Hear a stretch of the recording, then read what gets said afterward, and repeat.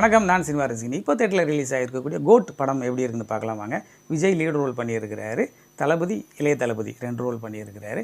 அப்புறம் பிரபுதேவாஸ், பிரசாந்த், சினேகா நிறைய பேர் நடிச்சிருக்கிறாங்க.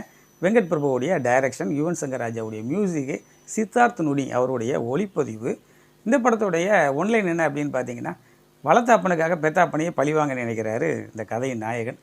ஸோ அது பழி வாங்கினாரா இல்லையா அப்படிங்கிறது தான். இதில் வந்து அப்பா பையன் 2 ரோலில் விஜய் பண்ணியிருக்கிறாரு. படத்தில் வந்து அவர் வந்து ஒரு சாட்ஸ் அப்படின்னு சொல்லிட்டு ஒரு ஆன்டி டெரரிஸ்ட் ஸ்குவாடு அந்த ஒரு ஃபோர்ஸில் இருக்கிறாரு. அவர், பிரசாந்த், அஜ்மல், பிரபுதேவா இவங்கெல்லாம். ஸோ படத்துடைய ஆரம்பத்திலே ஒரு அதிரடியான ஒரு ஆக்ஷன் காட்சி தான் அது. கொரியாவில் ஒரு ரயிலில் இவங்க இந்த டீம் போய் அங்கே ஒரு விஷயத்த பண்ணுறாங்க. அங்கே துவங்குது ஒரு பரபரப்பாகவே காட்சிகளை ஆரம்பித்தாங்க. பேங்காக் போகிறாங்க, ஒரு அசைன்மெண்ட்டுக்காக போகிறாங்க. ஆனால் போகக்கூடிய இடத்துல தன்னுடைய ஃபேமிலியை ஒரு அழைச்சிட்டு போகிறாரு. பையன் ஒரு 5 வயசு பையன், விஜயுடைய பையன். அவர் காணாமல் போகிறாரு.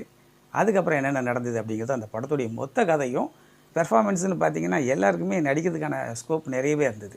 விஜய் வழக்கம் போல் ஒரு அல்டிமேட்டான ஒரு பெர்ஃபார்மன்ஸ், அதாவது ஹீரோ வில்லன் 2 ரோலில். அப்புறம் மோகன் தான் இந்த படத்துடைய மெயின் வில்லனாக வராரு.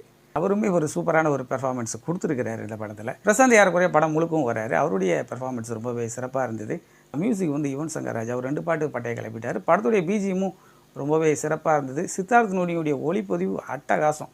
பிரசாந்தை பார்த்து விஜய் கிண்டல் பண்ணுவார், இவன் சின்ன வயசுலேருந்து ஓவர் ஆக்டிங் பண்ணுவான் அப்படின்னு.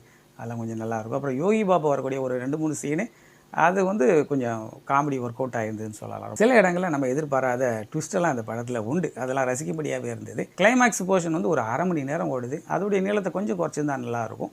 இப்போவும் இது வந்து ஒரு என்டர்டெயின்மெண்ட் மூவியாக தான் இருக்குது. ஒன்றும் பயங்கரமாலாம் போர் அடிக்கலாம் செய்யாது.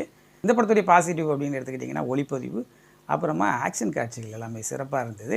அதுபோல் விஜயகாந்த் வந்து ஆரம்பத்தில் ஏஐ தொழில்நுட்பம் மூலமாக அவரை கொண்டு வந்திருக்கிறாங்க. அதெல்லாம் ரொம்ப சூப்பராக இருந்தது. ஆனால் அவருக்கான ஸ்பேஸ் ரொம்ப கம்மியாக இருந்தது. டிஏஜிங் மூலமாக இளைய தளபதின்னு சொல்லிட்டு விஜயை காட்டுறாங்க.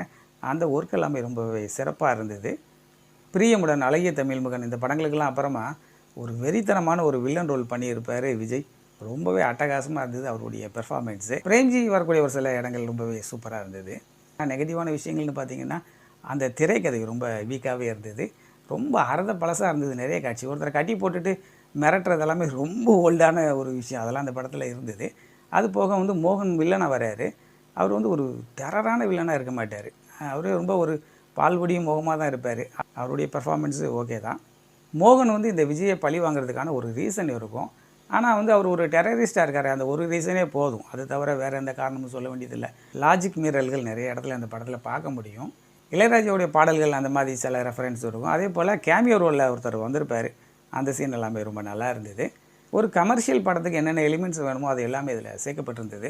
கிளைமேக்ஸில் அஜித்தை ஞாபகப்படுத்தி ஒரு விஷயம் பண்ணியிருப்பாங்க. அதெல்லாம் நல்லா இருந்தது. மொத்தத்தில் இந்த படம் எப்படி இருக்குது அப்படின்னு கேட்டிங்கன்னா, ஜென்ரலாக எல்லாருமே ஒரு முறை பார்க்கக்கூடிய படம் தான். விஜய் ரசிகர்களுக்கு இது ஒரு சரியான ட்ரீட்டாகவே அமைஞ்சிருக்குன்னு சொல்லலாம். இந்த படம் பார்க்கும்போது இந்த பழைய எம்ஜிஆர் படங்களில் எம்ஜிஆர் எல்லாம் சின்ன பையனாக இருக்கும்போது நம்பியார் கடத்திட்டு போயிடுவாப்பில். அதே போல் விஜயகாந்த் படம் ராஜதுரை படத்தில் சின்ன விஜயகாந்தை அவர் ஆனந்தராஜ் கடத்திட்டு போயிடுவாப்பில். அந்த படங்கள்லாம் நம்ம ஞாபகத்தில் வரதான் செஞ்சுது. அதை தவிர்க்கவே முடியலை. நீங்கள் இந்த படம் பார்த்துருந்தீங்கன்னா கமெண்ட்டில் பதிவு செய்யுங்க. நன்றி. மீண்டும் சந்திப்போம்.